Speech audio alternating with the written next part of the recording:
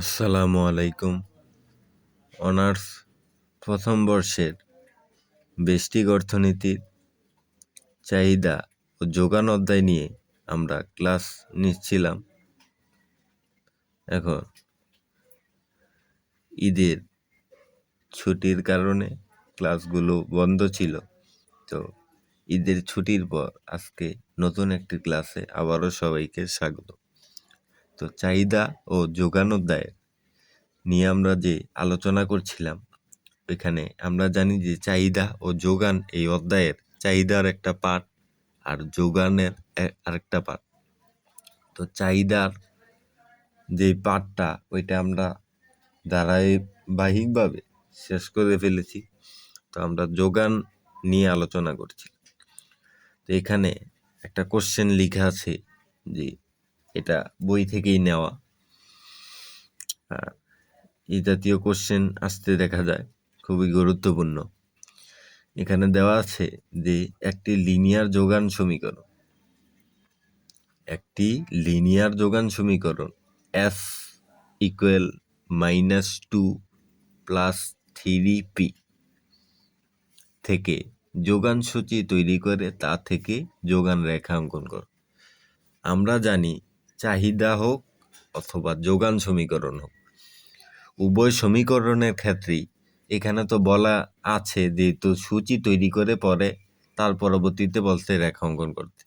যদি চাহিদা সমীকরণ আর যোগান সমীকরণের ক্ষেত্রে একই নিয়ম, যদি শুধু রেখা অঙ্কন করতে বলতো তাহলেও আমাদের চাহিদা সূচি তৈরি করা লাগতো, কারণ চাহিদা সূচি উপর ভিত্তি করে চাহিদা রেখা অথবা যোগান রেখা তৈরি করা হয়। সেক্ষেত্রে এখানে যেহেতু বলাই আছে সূচি তৈরি করে রেখা অঙ্কন করতে, যদি নাও বলা থাকতো তাহলেও আমাদের সূচি তৈরি করা লাগতো, কারণ সূচির উপর রেখা নির্ভরশীল।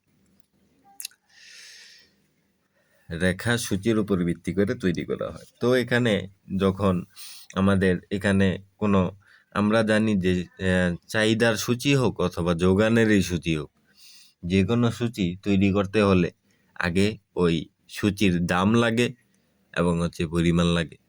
তো আমরা দাম আর পরিমাণ কিভাবে বের করব? এই যে এখানে একটা সমীকরণ দেওয়া আছে, এই সমীকরণটার উপর ভিত্তি করে আমরা দাম এবং পরিমাণ বের করতে হবে আমাদের। তো আমরা যদি এখানে লিখি, দেওয়া আছে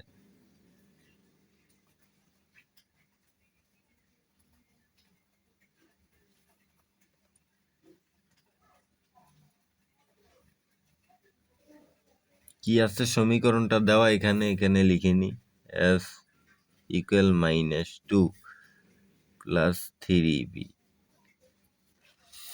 তো এখানে এই এসটা কি, আমাদের এখানে এস হচ্ছে যোগানের পরিমাণ, এস এখানে যোগানের পরিমাণ, আমাদের এস এখানে যোগানের পরিমাণ।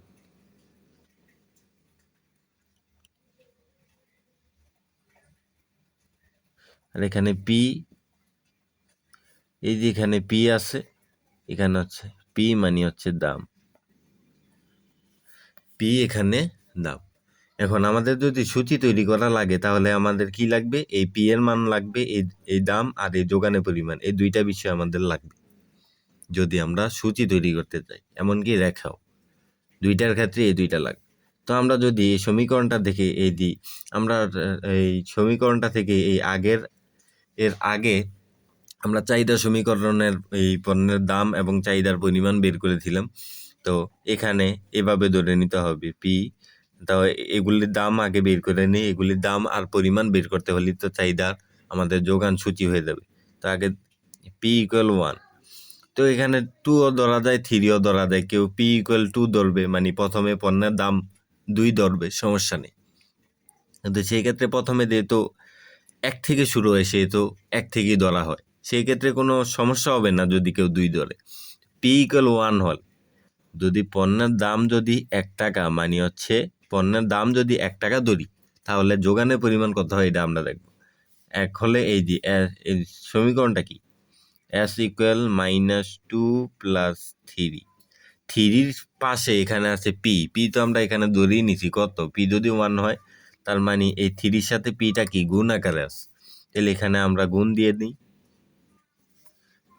তাহলে কত হবে, এখানে যদি করতে চাই, এখানে 3-এর সাথে যদি 1 গুণ করি তাহলে 3 একে 3 হবে, আর এখানে 3 একে 3 হবে, আমরা দেখতেছি এটা প্লাসে 3 আর এখানে মাইনাসে 2।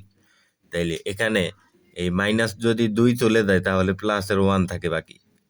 তার মানে আমরা বুঝতে পারলাম পণ্যের দাম যদি 1 টাকা হয় তাহলে যোগান পরিমাণ 1 পরবর্তীতে একইভাবে আবার যদি পণ্যের দাম আমরা 2 টাকা হলে 2 হলে তাহলে কি হয়, পণ্যের দাম যদি 2 হয় তাহলে বিষয়টা কি হয়, পণ্যের দাম 2 হলে তাহলে দেখি S ইকুয়াল -2, আবার একই এই 3, এখানে P, এখন আবার এই P কিন্তু 1 নাই, এখন P কত হলো 2, তাহলে 3 দুগুণা কত হলো, 3 দুগুণা 6, আর এখানে -2, বাকি থাকলো কত, তাইলে থাকলো 4। তার মানে পণ্যের দাম 2 টাকা হলে যোগানের পরিমাণ হচ্ছে 4 একক। আবার যদি P ইকুয়াল 3 হয়, P ইকুয়াল 3 হলে তাহলে যোগানের পরিমাণ কত হয়, S ইকুয়াল -2। এই সমীকরণটাই কিন্তু আমরা বারবার লিখতেছি এখানে এই বিষয়টা, -2 + 3, এখন আবার P কিন্তু 2 না, এখন P হচ্ছে 3, তাইলে 3-র সাথে 3 গুণ, এই 3-র সাথে 3 গুণ করলে কত হবে, 3 × 3 = 9, আর মাইনাসের আছে এখানে কত, -2, তাহলে বাকি থাকলো কত, এই -2 গেলে বাকি থাকলো 7। তো আমরা এখানে পণ্যের দামও বের করে নিলাম, পণ্যের যোগানের পরিমাণও বের করে নিলাম। এখন আমরা সূচি তৈরি করতে পারবো, সূচি। এটা সূচি যদি তৈরি করতে তাই এখানে আছে 1 2 3, 1 2 2 3, এখানে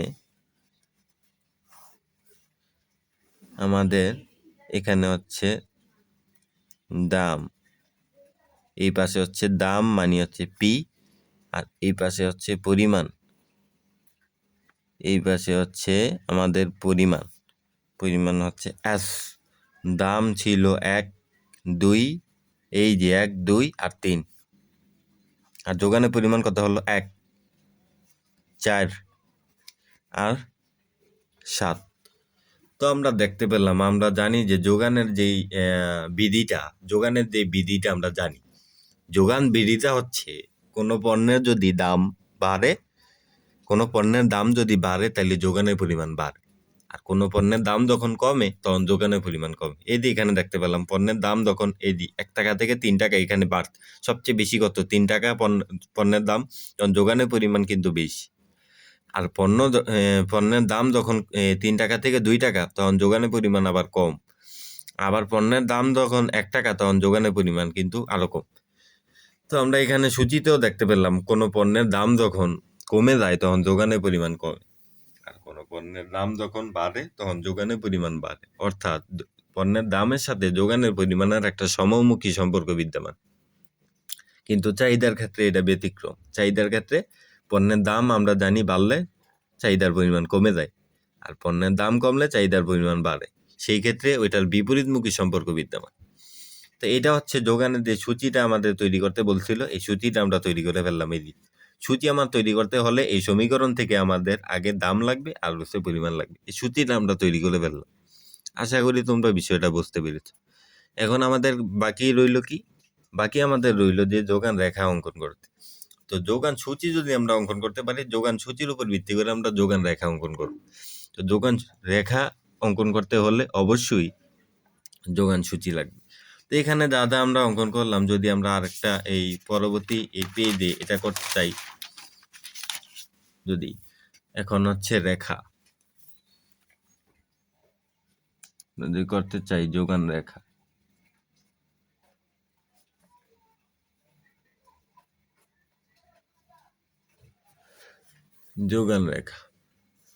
এখানে যদি করতে চাই আমরা জানি এই যে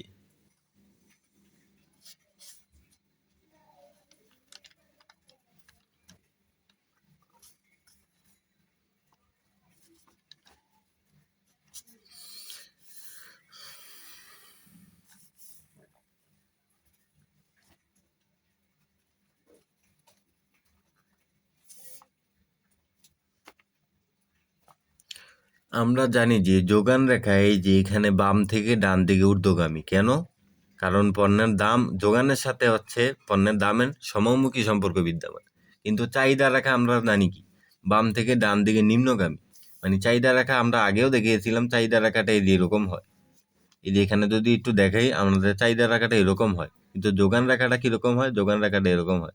তো আমরা যদি দেখি এই চাহিদা রেখাটা এই বা থেকে ডান দিকে নিম্নগামী, আর যোগান রেখাটা বা থেকে ডান দিকে ঊর্ধ্বগামী। এটা কেন, এই বিষয়টা কেন হয় আমরা বলেছি যে পণ্যের চাহিদার সাথে পণ্যের দামের সম্পর্ক হচ্ছে বিপরীতমুখী, আর যোগানের সাথে পণ্যের দামের সম্পর্ক হচ্ছে সমমুখী। এই জন্য এই রেখা দুইটা আলাদা হয়। তো আমরা জানি যোগান রেখা এরকম হয়। তো এখানে আমরা যদি একটু দেখাই, তো এটা আঁকলেই হয়ে যাবে নিজের মতো করে। ওরকম একদম স্কেল দিয়ে মেপে মেপে করতে হবে, বিষয়টা এরকম না। তো পেন্সিল দিয়ে করলে ভালো হয়। তো আমরা জানি এটা তো আমাদের লম্ব অক্ষ। আমরা জানি লম্ব অক্ষে আমাদের দাম দেখানো হয় সব ক্ষেত্রে। চাহিদার ক্ষেত্রেও দাম দেখানো হয়, যোগানের ক্ষেত্রেও দাম দেখানো হয়। আর এটা হচ্ছে আমাদের ভূমি অক্ষ অথবা ওএক্স অক্ষ। এখানে এই ভূমি অক্ষের ভিতরে আমাদের কি দেখানো হয়? ভূমি অক্ষে দেখানো হয় পরিমাণ। ভূমি অক্ষে দেখানো হয় পরিমাণ। আমরা দেখেছিলাম ওই সূচিতে পণ্যের দাম যখন হচ্ছে কত টাকা, পণ্যের দাম 1 টাকা হলে যোগানের পরিমাণ 1 একক। পণ্যের দাম যখন 2 টাকা হলো যোগানের পরিমাণ এই যে এখানে আমরা যে করেছি, পণ্যের দাম যখন এখন 2 টাকা, পণ্যের দাম যখন 2 টাকা তখন যোগানের পরিমাণ 4 একক। পণ্যের দাম যখন 3 টাকা যোগানের পরিমাণ 7 একক। এই বিষয়টি আমরা এখানে লিখবো আর কি। তো পণ্যের দাম যখন এই যে এখানে 2 টাকা তখন যোগানের পরিমাণ কত? 4 একক। আর পণ্যের দাম যখন কত হলো? 3 টাকা হয়েছিল, যোগানের পরিমাণ তখন 7 একক। আর এগুলি যদি একটু নাম দিই এ বি সি, এই 3টা বিন্দুর একটা নাম দিলাম এ বি সি। এইটাই হচ্ছে আমাদের যোগান রেখাটা অঙ্কন হয়ে গেল। তো এটা যদি আমরা একটু সামান্য, এটা যদি একটু সংক্ষেপে কিছু ব্যাখ্যা লিখতে চাই তাহলে আমরা কি লিখবো? আমরা যদি এখানে লিখতে চাই একটু চিত্র অনুসারে,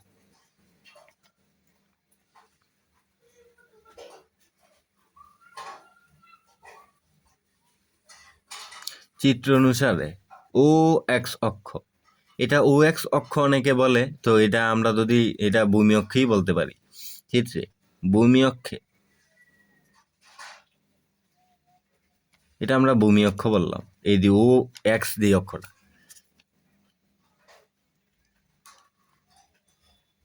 এই ভূমি অক্ষে কিসের? যোগানের পরিমাণ দেখানো হলো না। তো এইটাই লিখি,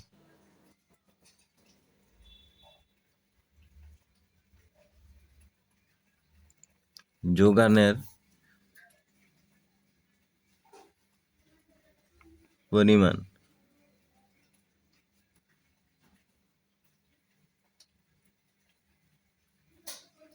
যোগানের পরিমাণ দেখানো হয়েছে।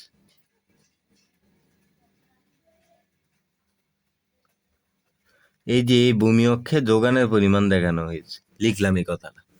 পরবর্তীতে কি লিখবো? পরবর্তীতে এই যে লম্ব অক্ষে, এই লম্ব অক্ষে কি দেখানো হয়েছে? এবং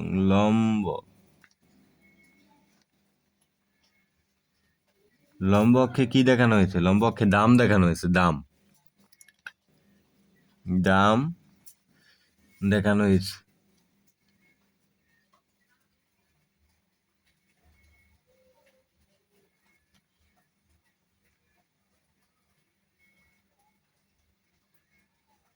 লম্ব অক্ষে দাম দেখানো হয়েছে। তো লম্ব অক্ষে দাম দেখানো হয়েছে। পরবর্তী থেকে এই যে ভূমি অক্ষে পরিমাণ দেখানো হয়েছে, দোকানের পরিমাণ, আর লম্ব অক্ষে দাম দেখানো হয়েছে। পরবর্তীতে কি? দাম যখন কত? 1 টাকা। দাম যখন, এই দাম যখন 1 টাকা, 1 টাকা, এখানে দাম যখন 1 টাকা তখন যোগানের পরিমাণ কত? 1 একক।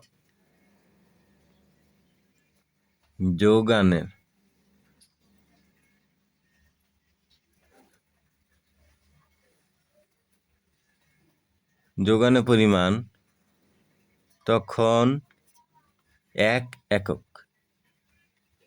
তো আমরা এখানে দেখতেই পেলাম দাম যখন 1 টাকা, এই দি যোগানের পরিমাণ তখন এই দি পরিমাণ তখন 1 একক, 1 টাকা দামে। সেটি আমরা এখানে দেখতেই পাচ্ছি। এটা তেমন কঠিন কিছু না। এটা কোন একটা বিন্দু দ্বারা দেখানো হয়েছে, এটা কি বিন্দু দ্বারা দেখানো হয়েছে, এটা এ বিন্দু দ্বারা দেখানো হয়েছে। আমরা এখানে যদি লিখি যা এ বিন্দু দ্বারা দেখানো হয়েছে, দেখানো হয়েছে, এই বিন্দু দ্বারা দেখানো হয়েছে। পরবর্তীতে আবার দাম যখন 2 টাকা এবং 3 টাকা, 2 টাকা, দাম একের পরে কি 2 আর 3, 2 টাকা এবং 3 টাকা, 2 টাকা এবং 3 টাকা দোকানের পরিমাণ। এই 2 টাকার 3 টাকা দামে দোকানের পরিমাণ কত? 2 টাকা দামে দোকানের পরিমাণ হচ্ছে 4, 3 টাকা দামে দোকানের পরিমাণ হচ্ছে 7 এবং 3 টাকা দোকানের পরিমাণ তখন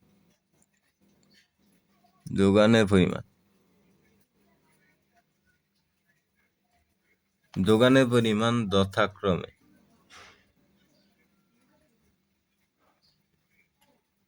পরিমাণ যথাক্রমে 4 এবং 7 একক, যা কোন কোন বিন্দু দ্বারা দেখানো হলো? এই 2 আর এই 2 টাকা দামে দোকানের পরিমাণ 4, 3 টাকা দামে দোকানের পরিমাণ 7, এটা হচ্ছে বি এবং সি বিন্দু দ্বারা দেখানো হয়েছে। বি এবং সি বিন্দু দ্বারা দেখানো হয়েছে।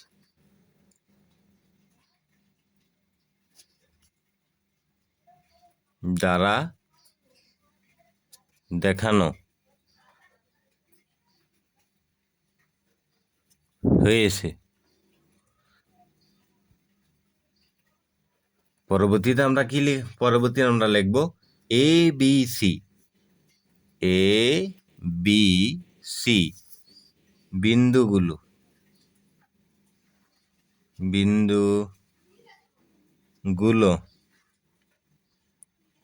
যোগ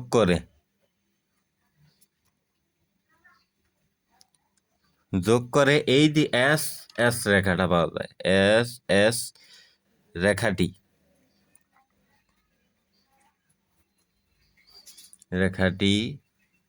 পাওয়া যায়। এস রেখাটি পাওয়া যায়। তো এটা তেমন কঠিন কিছু না। আমরা অনেকে মনে করি এই ব্যাখ্যাটা হয়তো বা অনেক কঠিন, কিন্তু আসলে কিছু না। আমরা সাধারণ কিছুই লিখলাম। কি লিখলাম? এই ভূমি অক্ষে দোকানের পরিমাণ দেখানো হয়েছে, লম্ব অক্ষে দাম দেখানো হয়েছে। পণ্যের দাম যখন 1 টাকা, দোকানের পরিমাণ তখন 1 একক। পণ্যের দাম যখন 2 টাকা, দোকানের পরিমাণ তখন 4 একক। পণ্যের দাম যখন 3 টাকা, দোকানের পরিমাণ তখন 7 একক। হ্যাঁ, এই পণ্যের দাম যখন 1 টাকা, দোকানের পরিমাণ তখন 1 একক, তা এই বিন্দু দ্বারা দেখানো হয়েছে। পণ্যের দাম 2 টাকার, দোকানের পরিমাণ 4 একক, তা বি বিন্দু দ্বারা দেখানো হয়েছে। আর পণ্যের দাম তখন 3 টাকা, দোকানের পরিমাণ তখন 7 একক, তা সি বিন্দু দ্বারা দেখানো হয়েছে। পরবর্তীতে এ বি সি বিন্দুগুলি যোগ করে এস রেখাটি পাওয়া গেল। তো এই ছিল কোশ্চেনটার সমাধান। আশা করি সবাই বুঝতে পেরেছ। তো এই ছিল আজকে এই পর্যন্তই। দেখা হবে পরবর্তী কোনো ভিডিওতে, পরবর্তী কোনো ক্লাসে।